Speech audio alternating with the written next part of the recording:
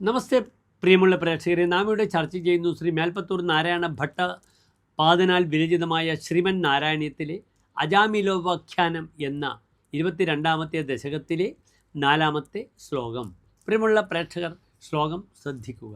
ദുരാശയസ്യാപി തദാസ്യ നിർഗതത്വദീയ നാമാക്ഷരമാത്ര വൈഭവാത് പുരോഭിപേതുർഭവദീയ പാർഷദാഃ ചതുർഭുജാപീതപടാ മനോഹരാഃ. ഇനി ശ്ലോകത്തിൻ്റെ പദച്ഛേദം ശ്രദ്ധിക്കുക.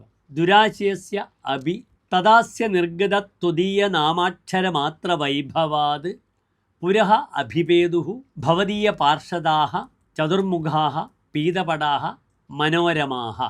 ദുരാശയസ്യ അഭി തദാസ്യ നിർഗത ത്വദീയ നാമാക്ഷരമാത്ര വൈഭവാത് ചതുർഭുജാഃ പീതപടാഃ മനോരമാഃ ഭവദീയ പാർഷദാഃ പുരഃ അഭിപേതുഃ.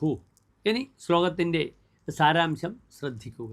ദുർബുദ്ധിയായിരുന്നിട്ടും മരണസമയത്ത് ആ മരണവെപ്രാളത്തിൽ യമൻ്റെ കിങ്കരന്മാരെ കണ്ട ഭീതിയിൽ അദ്ദേഹത്തിൻ്റെ വദനത്തിൽ നിന്നും നിർഗമിച്ച നാരായണനെന്ന ആ പേര്, മകൻ്റെ പേരാണെങ്കിലും സാക്ഷാൽ ഭഗവാന്റെ ആ പേര് വിളിച്ച സമയത്ത് അവിടെ മനോഹര രൂപികളായ 4 ഭുജങ്ങളോടുകൂടിയ മഞ്ഞ വസ്ത്രങ്ങൾ ധരിച്ച അങ്ങയുടെ ഭടന്മാർ അവിടെ പ്രത്യക്ഷപ്പെട്ടു എന്ന് ശ്ലോകത്തിൻ്റെ സാരം.